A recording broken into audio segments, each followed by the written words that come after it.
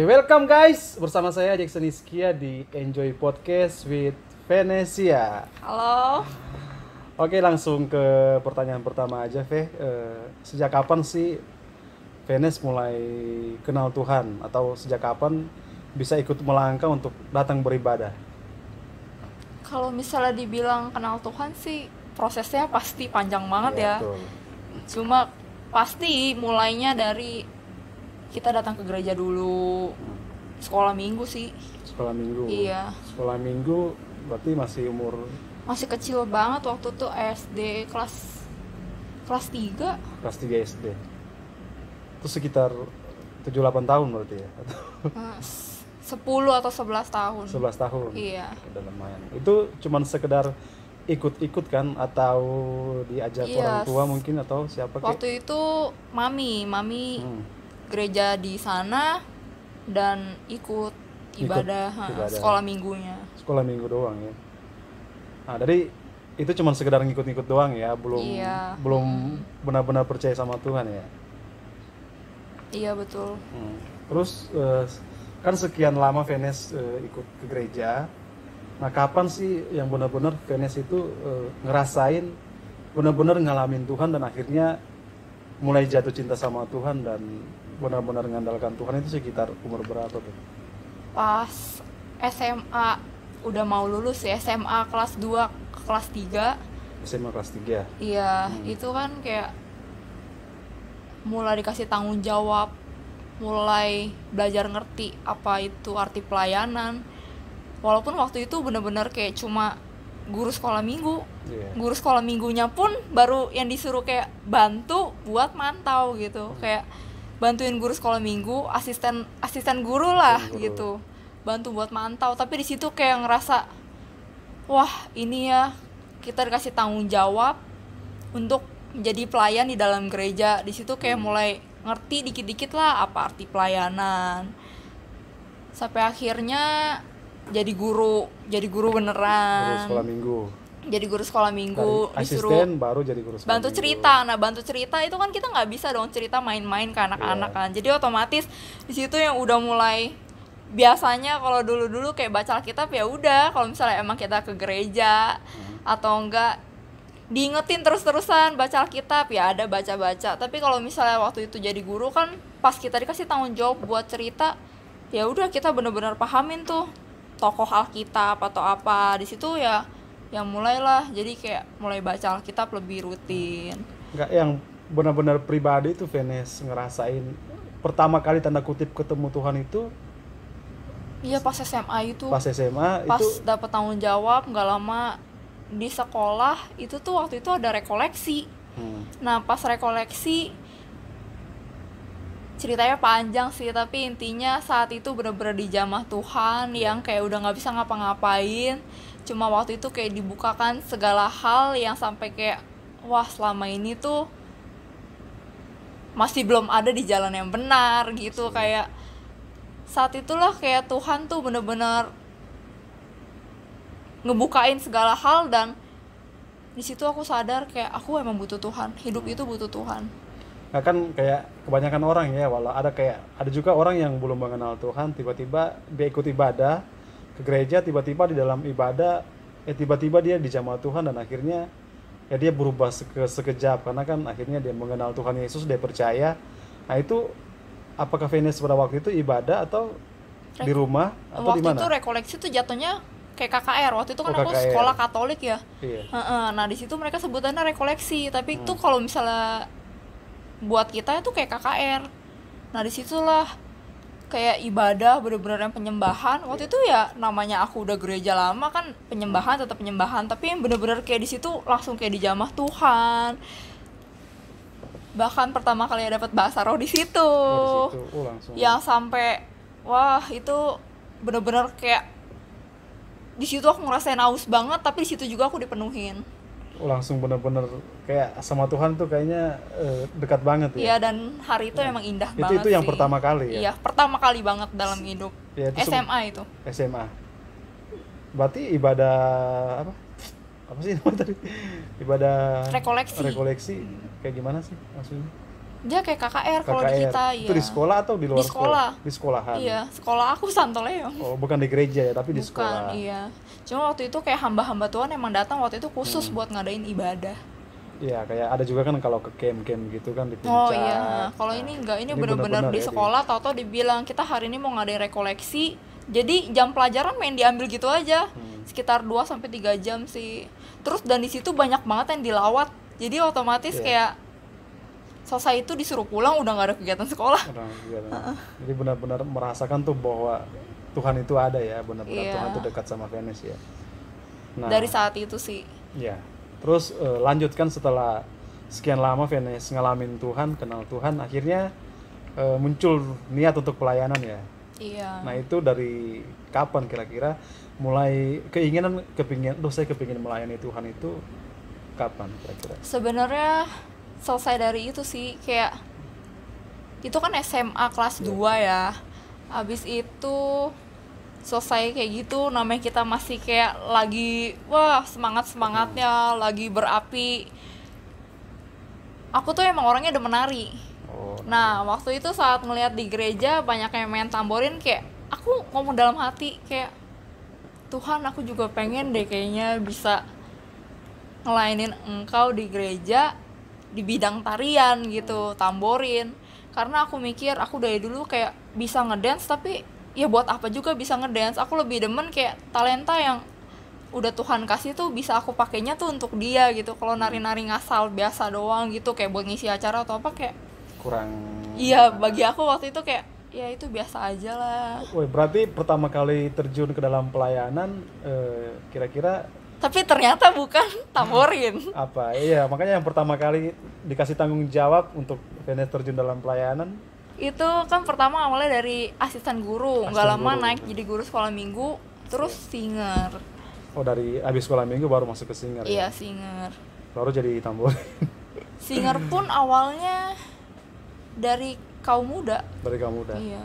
Itu waktu pertama kali niat untuk pelayanan tuh apa benar-benar dari hati Venice sendiri atau dari dorongan teman atau dorongan keluarga atau dari siapa tuh kira-kira? Kalau misalnya tadi aku bilang kepengen banget ngambil bagian di tamborin, itu jujur aku waktu itu sampai nangis. Aku bilang penari itu walaupun kalau misalnya manusia bilang nyembah, mereka pasti langsung mikirnya melalui pujian atau apa dari mulut gitu. Tapi aku ngerasa waktu itu kayak ngelihat mereka nari aja, aku udah ngerasa mereka udah menyembah dengan tubuh mereka. Dan di situ aku kayak nangis, aku minta sama Tuhan kan. Tapi kayak ya kalau misalnya singer sih emang beberapa pengerja di gereja tahu aku emang bisa nyanyi juga. Waktu sekolah minggu pernah ikut Idola Cilik juga kan, salah satu acara di gereja. Nah jadi mungkin dari situ mereka tahu aku bisa nyanyi, disuruhnya singer. Berarti yang pas jadi asisten guru sekolah minggu, berarti itu bukan dari hati dong? Waktu itu karena udah bener-bener aku masih semangatnya. Aku tuh kalau misalnya ngelakuin apa tuh kayak udah di situ, demen udah di situ gitu. Jadi waktu itu kayak semua teman-teman sepantaran aku udah nggak ada, aku udah kayak berasa tua sendiri.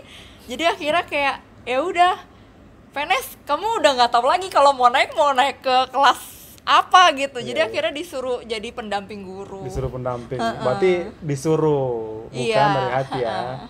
Tapi setelah pas disuruh gitu kan, maksudnya dari minggu ke minggu Venice melayani, apa cuman sekedar ya benar-benar karena disuruh atau sudah mulai ada gimana ya, ada nggak tahu sih. Kalau misalnya aku ya, kalau misalnya emang dapat tanggung jawab tuh entah kenapa ya bener-bener serius gitu.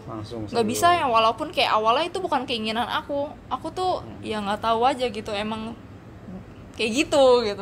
Kalau misalnya dapat tanggung jawab harus bener-bener maksimal, harus bener-bener ya. Iya. Jadi apapun yang dikasih tanggung jawab itu benar-benar harus kerjain dengan sepenuh hati ya, nggak boleh main-main ya. Nah pernah kebayang nggak sih dari dulu kepingin sampai tiba-tiba kepingin pelayanan itu? Dulu pernah nggak sih kebayang sampai benar-benar Venice kepingin terjun dalam pelayanan itu? Ada pernah nggak kebayang dari dulu waktu pas dari kecil sampai tiba-tiba mau melayani? Pernah nggak kebayang sih untuk melayani sungguh-sungguh sama Tuhan? Maksudnya gimana tuh? Maksudnya dari dulu pernah nggak Venice mikir, oh kedepannya saya kepingin pelayanan, kepingin melayani Tuhan sungguh-sungguh. Itu pernah kepikir Kalau nggak misalnya sebelum? dibilang melayani Tuhan sungguh-sungguh sih, apapun yang aku terjun di situ sih pasti sungguh-sungguh ya. Sungguh-sungguh. Cuma kalau misalnya sampai kepikiran bakal di bagian apa, enggak sih. Nggak kepikir Enggak. Oke, jadi setelah sekian lama Venus terjun dalam pelayanan, akhirnya dari sekolah minggu dipercayakan jadi guru. Habis guru Ya, apa? singer. Singer. Terus dari singer Habis singer baru tiba-tiba kayak diajak tamborin kayaknya waktu itu. singer tamborin. Terus pernah nggak dikasih jabatan di dalam pelayanan, memegang apa kayak Ada jabatan apa? Apa jabatannya? buat sampai saat ini sih ada megang kaum muda. Kamu udah, oh ya. Tadi dari sekolah minggu, guru sekolah minggu akhirnya dipercayakan untuk menjadi ketua kaum muda. Ketua youth guys. Jadi dia dipercayakan oleh Tuhan untuk menjadi ketua youth. Dari tahun berapa? Awalnya dari ketua yang sebelumnya ya, itu udah kayak infoin duluan, kayak kontak aku gitu. Itu tahun 2016. 2016. Iya, 2016. Tapi itu baru info doang, Baru info, iya. belum dipilih ya, belum diangkat jadi ketua ya. Nah, itu diangkat jadi ketua youth itu sekitar tahun berapa? 2016 itu, tapi 2000. udah akhir-akhir tahun. Oh, sekitar Desember gitu dong. Iya, Desember baru benar-benar baru bener-bener diangkat kayak jadi ketua youth ya. iya. Nah, sampai sekarang udah tahun 2020 ya. Jadi sekitar berapa tahun ya jadi ketua? Berapa tahun? 4 tahun, 5 tahun? 3 tahun lah kalau bisa dibilang. 3 tahun lah ya. Masih 3 tahun Nah, lah. jadi udah sekian 3 tahun nih jadi dipercayakan untuk jadi ketua youth. Waktu pas pertama kali Venus ditunjuk jadi ketua youth, gimana ya? Apakah ada gejolak di dalam hati atau kayaknya senang banget saya dipercayakan jadi ketua youth kan, karena ada orang-orang yang kepingin banget jadi ketua kan, kepingin jadi pemimpin, dan akhirnya itu bukan karena benar-benar apa ya, sesuatu yang Tuhan percayakan sama mereka, tapi benar-benar karena mereka kepingin banget. Dia yang menawarkan diri dan pokoknya ya kepingin aja dikenal banyak orang, terus kayaknya enak aja ya dia jadi ketua begitu kan, mungkin biar orang-orang muji dia atau wah hebat tuh jadi ketua youth atau gimana, atau pada waktu Venus diangkat jadi ketua youth. Nah, ini gimana? Apa yang dalam hati Venus? Waktu itu pas hari itu di chat ya, jujur aja kaget. Rasanya tuh langsung kayak lemes. Yang nyampe kayak gimana ya, aku tuh orangnya bukan yang gila posisi atau gila jabatan yang harus jadi ini, harus jadi itu. Justru enggak. Aku tuh orangnya tuh lebih ke yang pengikut gitu sebenarnya, yang kayak orang misalnya nih ada ide apa, terus aku langsung kayak oh iya, aku tambahin gitu. Tapi kalau misalnya yang disuruh jadi pemimpin yang harus megang satu kelompok itu justru nggak kebayang. Tapi saat waktu itu dibilang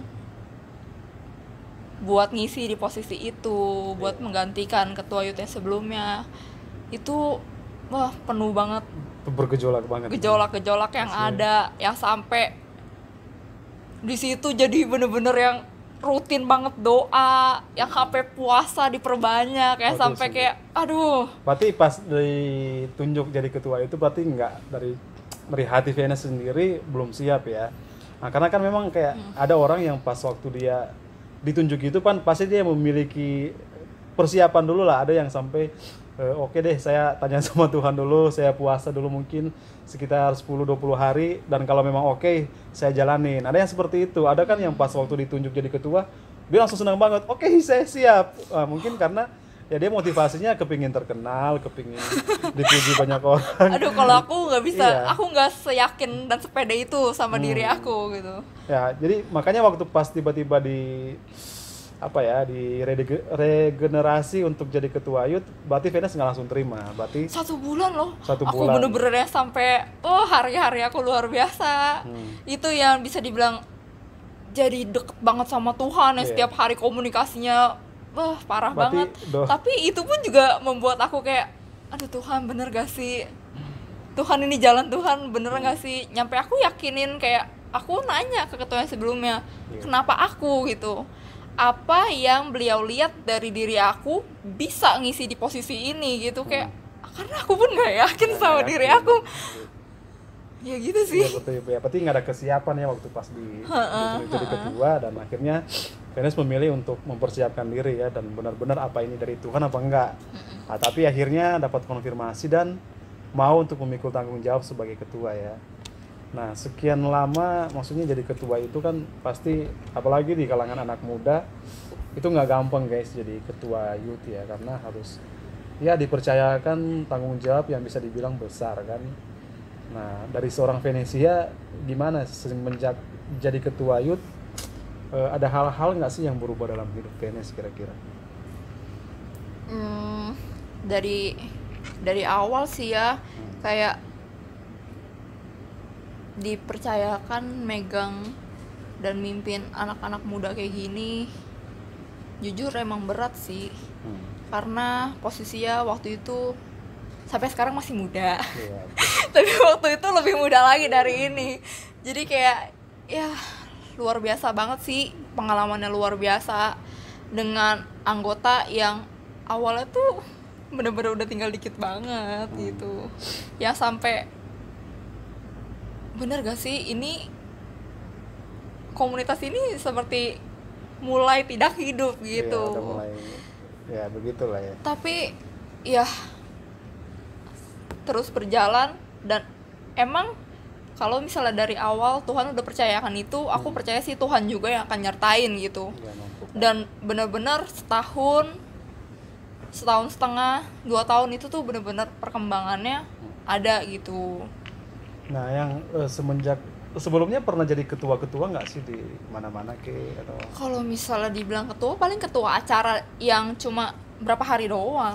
Jadi maksudnya dapat tanggung jawab seperti ini baru pertama kali ya, jadi ketua, dan tanggung harus jawab yang besar.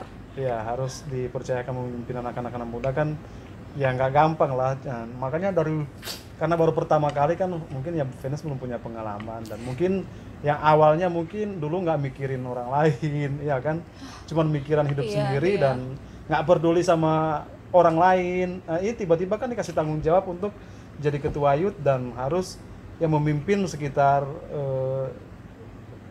berapa ya? Sekarang udah 37 sih. Sekitar 30-an, 40 lah anak muda ya, dan dengan karakter yang berbeda-beda kan pasti ya ada yang sering mungkin curhat, ada yang mungkin sering minta waktu, yang mungkin dulunya nggak pernah ya, mungkin lebih memilih asik sendiri, lebih memilih egois sendiri, nggak mau pusing belajar lah, jadi kepo, nggak mau pusing sama urusan orang lain, tetapi kan belajar jadi mengerti gitu. Nah iya, jadi semenjak jadi ketua kan ya pasti mau tidak mau harus berubah ya, dari pribadi kan kita harus mulai harus banget peduli sama ya anak-anak muda ya, terus sama komunitas juga.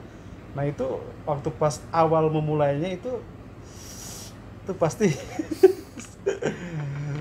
gimana?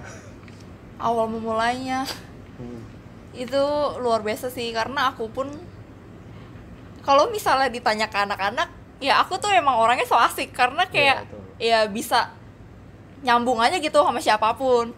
Tapi kalau misalnya kayak gini udah dibilang dengan posisi aku ketua, itu tuh yang udah nggak bisa kayak cuma sekedar asik, karena harus yang bener-bener tahu cerita mereka, hidup mereka, mulai masuk ke mereka, itu wah susah banget.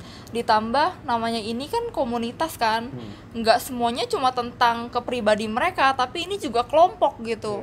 Jadi dalam menjalankan ibadahnya, kesatuannya, ke setiap pengurus, kita kan juga ada pengurus kan, bukan kayak cuma jemaat. Jadi ya menyatukan pengurus pun aja udah susah gitu. Karena jujur aja di komunitas kita yang ini itu rata-rata anak mudanya bener-bener masih muda banget gitu. Ya masih belasan sampai paling mentok 20 tahun gitu. Sisanya kan udah mereka-mereka yang senior itu kan udah yang lebih ke penasehat, pemerhati gitu, pembina. Jadi ya gitu, buat menyeimbangkan diri aku sama diri mereka itu masih susah banget. namanya anak muda ya banyak juga kan. Ya pokoknya di lingkungan mereka kayak gimana. Semenjak dipercayakan jadi ketua youth, ya banyak lah yang berubah ya dalam hidup Venus yang awalnya nggak seperti itu, tetapi karena dipercayakan kayak tanggung jawab, udah nggak bisa lagi yang namanya main-main, itu udah semuanya kayak serba serius. Lebih serius lagi ya. Nah oke, lanjut nih ke pertanyaan selanjutnya. Venus kan udah kuliah S1 ya, terus tiba-tiba mengambil keputusan untuk lanjut S2. Ini seru nih. Apakah keputusan Venus untuk masuk atau lanjut S2 teologi ya kan? Iya. Nah itu cuman sekedar kepingin belajar dan tahu tentang teologi ya, atau benar-benar kepingin full jadi hamba Tuhan?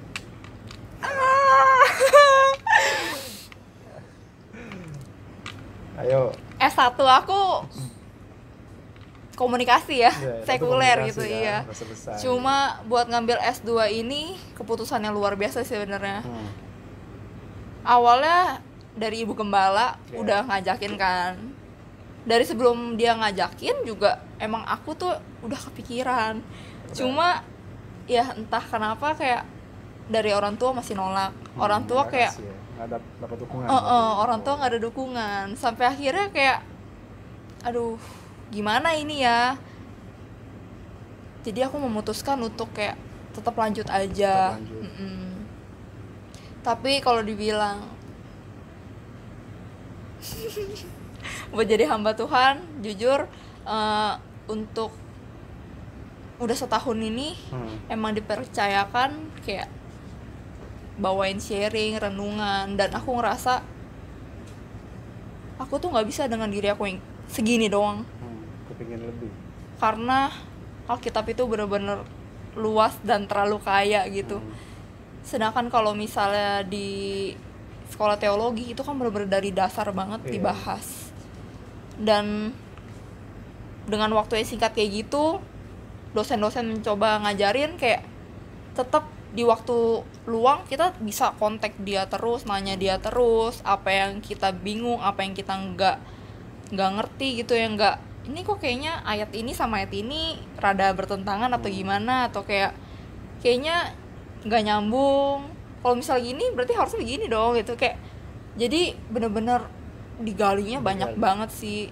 Itu sih yang tadi kan Venus bilang nggak itu ya, maksudnya dari keluarga aja nggak mendukung untuk lanjut S2, terus tiba-tiba mendukung atau sampai sekarang masih? Aku beranikan diri masuk dulu sampai akhirnya tiba-tiba aku ngomong waktu itu kayak pulangnya malam kan, tiba-tiba dengan kondisi yang mami tahu kayaknya kamu udah jarang pulang malam, kok hari ini pulang malam.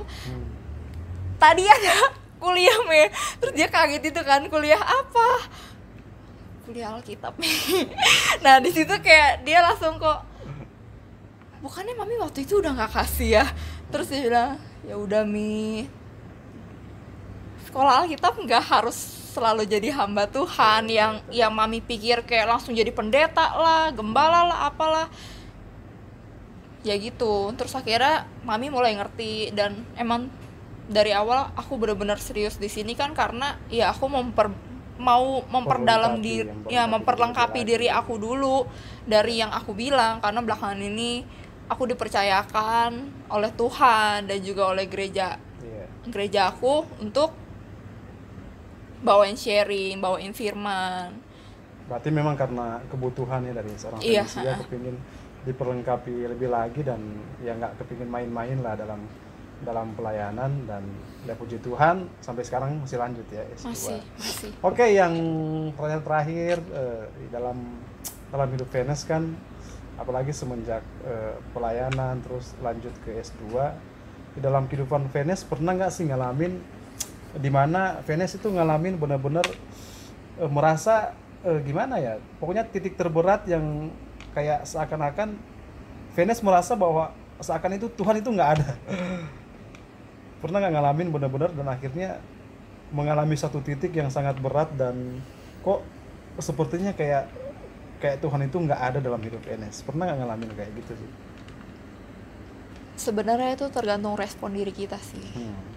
Kalau misalnya dibilang terberat, semua manusia pasti ada. Iya, semua Cuma orang pasti kayak mengalami. saat ini emang pas banget, saat ini emang pas banget aku ngerasa kayak lagi di titik terendah gitu dalam hidup, Iya. yang kayak masalah cobaan itu kayak nggak ada selesainya gitu. Ujian lah ya. Ujian ya, Iya. ujian tuh nggak ada selesainya. Cuma kalau dibilang kayak ngerasa Tuhan nggak ada, Tuhan tuh selalu ada. Justru kitanya yang nganggep gak Tuhan itu ada, kitanya yang ngerasain gak Tuhan itu ada. Cuma kayak dalam posisi sekarang itu ngerasa sulit aja gitu. Kayak saat ini lagi ngerasain yang namanya kehilangan orang yang kita sayang. Iya. Terus ngelihat keluarga satu persatu bener-bener harus ngelihat mereka sakit gitu, itu luar biasa banget sih. Tapi ya gitu, tergantung respon diri kita. Berarti tetap percaya bahwa Tuhan campur tangan ya. Percaya banget. Justru kalau misalnya dibilang anak Tuhan tapi kok cobaannya segitunya Iya. gitu, justru kayaknya anak Tuhan itu malah nggak mungkin deh hidupnya enak-enak aja. Nah karena kan memang ya contoh lah banyak, jangankan anak-anak Tuhan, kadang ya ada aja hamba-hamba Tuhan yang ketika mereka berada di posisi terberat dalam kehidupan mereka, mereka merasa bahwa kok kenapa ini harus terjadi dalam kehidupan saya, dan akhirnya kan ada yang memilih untuk mereka kecewa sama Tuhan, apalagi yang sudah lama pelayanan, tiba-tiba dia harus diperhadapkan dengan ujian berat dan dia merasa dia nggak sanggup, akhirnya kan dia memilih dia kecewa sama Tuhan, dia memilih ya putus asa, dan akhirnya ya ada beberapa orang yang mereka meninggalkan Tuhan dan mereka menganggap oh Tuhan itu kayaknya nggak menolong saya lah, Nggak Tuhan itu kayaknya biarin kayaknya saya, nggak adil. iya kan, Selama banyak ini orang udah begini, tapi yang didapat begini. iya, jadi nggak sesuai dengan apa yang mereka pikirkan. Ikut Yesus kok bukannya tambah jadi bagus, tapi kok malahan menderita. Nah, ada kan orang-orang yang ketika mereka diperhadapkan dengan hal seperti itu, mereka memilih untuk jauh daripada Tuhan, dan bahkan ada yang meninggalkan Tuhan, guys. Nah, pada waktu Venus ngalamin titik terberat seperti itu, gimana? Tetap sama Tuhan tuh gimana jadinya? Ya Hubungan nggak tahu sama sih, kalau misalnya dari pribadi aku sendiri ya, Tuhan? Iya.